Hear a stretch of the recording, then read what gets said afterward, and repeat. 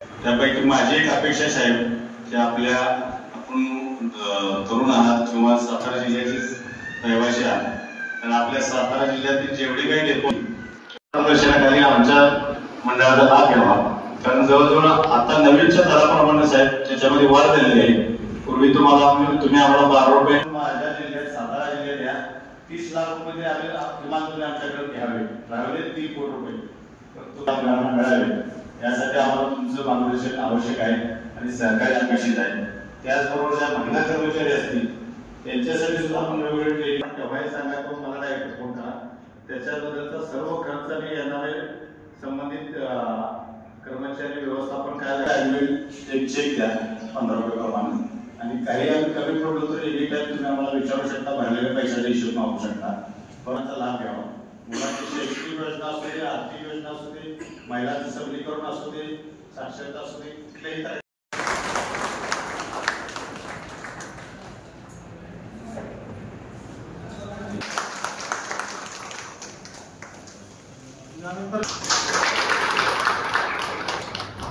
त्याचबरोबर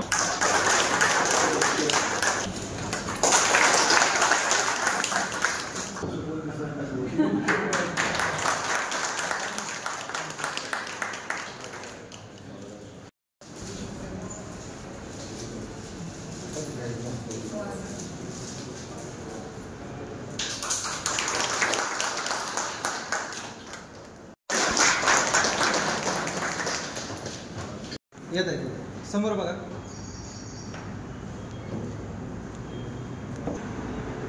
एकच मिनिट.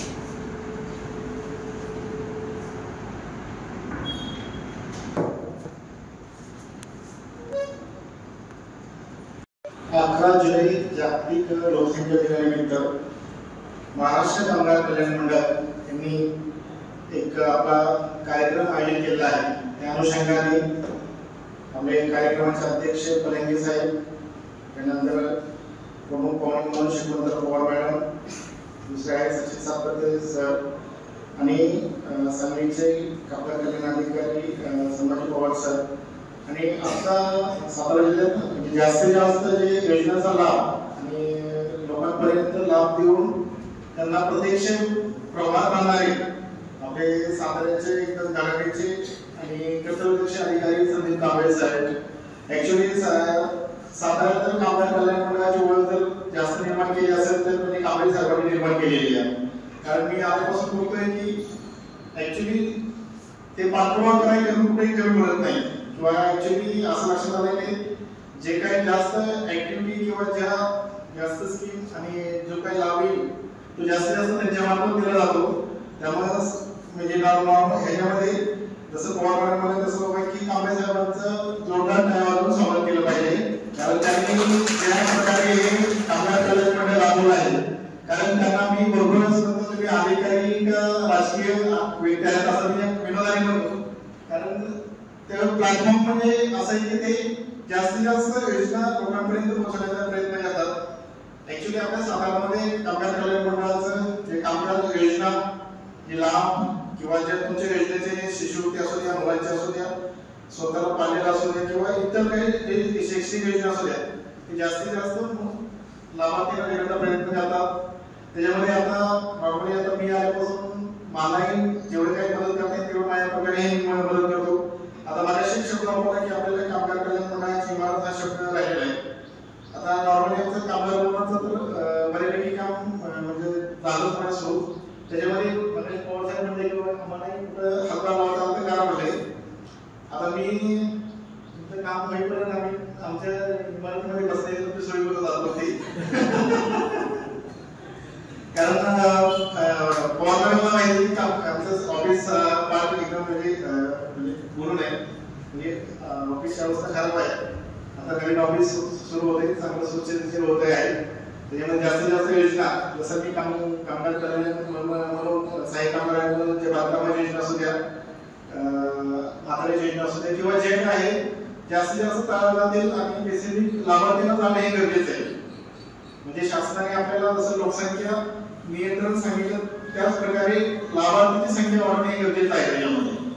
कारण जेवढे लाभार्थी तळागाळातले आहेत, जसं मागाशी पलंगे साहेब म्हणजे तुम्ही मी सुद्धा कामगार कल्याण मंडळाचा लाभार्थी आहे. तर ह्याचा आनंद असा आहे की बाबा की जे लाभ खरंच म्हणजे तळागाळापर्यंत आणि प्रत्यक्ष लाभापर्यंत किंवा लाभार्थीपर्यंत गेलेला आहे. त्यामुळे फलके साहेबांना सुद्धा म्हणजे धन्यवाद मानायचे की त्यांनी सांगितलं की मी लाभार्थी आहे आणि मलाही त्या योजनेचा मिळाला आणि त्यातून जे काही कॉन्ट्रीब्युशन असते किंवा जे आर्थिक सपोर्ट आहे त्यामध्ये मिळाला आहे.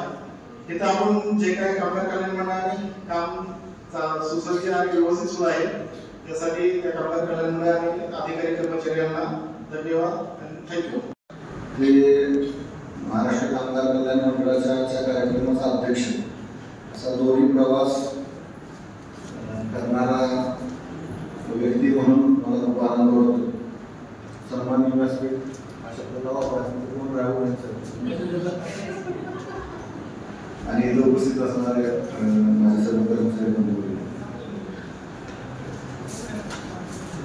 माझं हे शिक्षण MBA MPL लेबर लॉ, त्यामुळे सगळे आमच्या स्ट्रीमचे आहेत. त्यामुळे खूप आनंद वाटला. माझ्या टेबलवर ॲक्च्युली पत्रिका होती.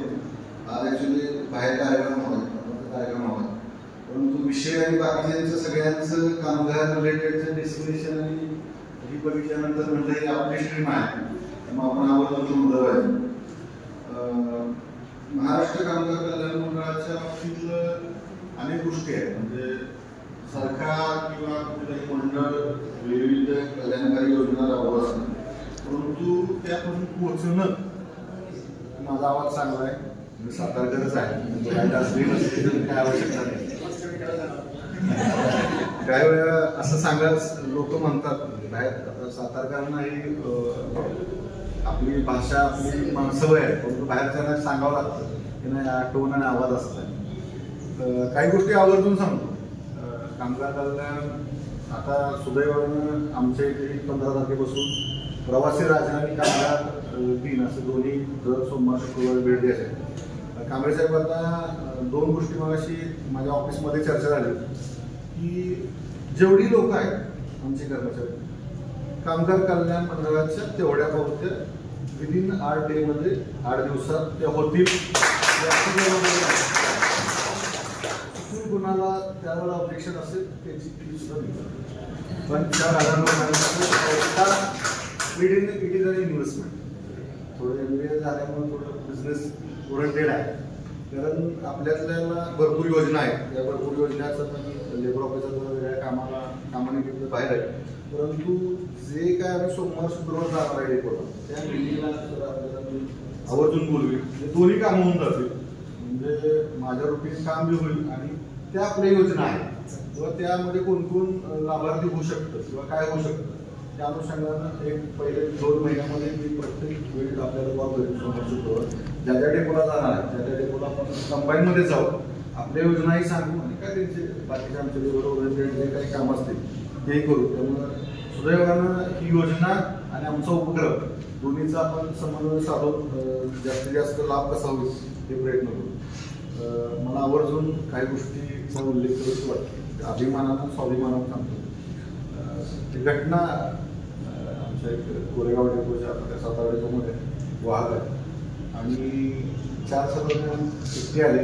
मला माझी रजा मंजूर नाही आणि रजा मला पैशाची आवश्यकता आहे आणि चिठ्ठी दिली. म्हणजे संबंधित DPOला भेटायला होईल नाही की म्हणजे नाही मला सर्वांनाच भेटेल. मी थोडं ऑफिसचं काम करत होतो, बोला म्हणतं काय अर्जंट मला पाहिलं म्हटलं जाऊ ना DPOला भेटा होऊन जाईल काय नाही. मला खूप अर्जन्सी आहे म्हणजे आणि माझ्या मुलीला IITला ॲडमिशन घ्यायचं आहे आणि मला पैशाची खूप गरज आहे. मी ते असं फाईल बघतच म्हटलं काय कुठं ITI का IIT सर्वसामान्य असा प्रश्न विचारला. त्या म्हणल्या नाही IIT कसं. 2 मिनिटात मी तो थांबवला. म्हणजे काय बघू काय पत्र काय तुमचं काय. तर खरोखर IIT IIMला त्यांच्या कन्याला ॲडमिशन होतं. 4 वाजता ते आलेलं जवळपास. मला म्हटलं चहा पहिलं कोण तर आपल्या कर्मचारी एक अभिमान आहे स्वाभिमान आहे की आपल्या एक वाहकाची कन्या IITला IIMला ॲडमिशन घेते मार्केटमध्ये खूप नीटच्या किंवा कोटाला वेगवेगळ्या ठिकाणी फीज आहेत वेगवेगळ्या, आणि एक रहमतपूरसारख्या छोट्या गावातून एक कंडक्टर असणाऱ्या महिलाची एक कन्या, खूप आम्हाला आनंद वाटला. 5 मिनिटात आम्ही अर्ज मागवून मी अकाउंट ऑफिसला फोन केला. तुम्ही 7 तारखेशिवाय आधीमध्ये आपल्याला पैसे देता येत नाहीत. त्यांना विचारलं काय देऊ नका असं कुठं आहे का, ते म्हणजे नाही आपल्याला. विदिन 1 आवर त्यांच्या अकाउंटला पैसेही जमा झाले. 4 ते 5 मध्ये हा काळ होता. 5 वाजता आम्ही कार्यक्रम घेतला. कुठलाही असं फ्री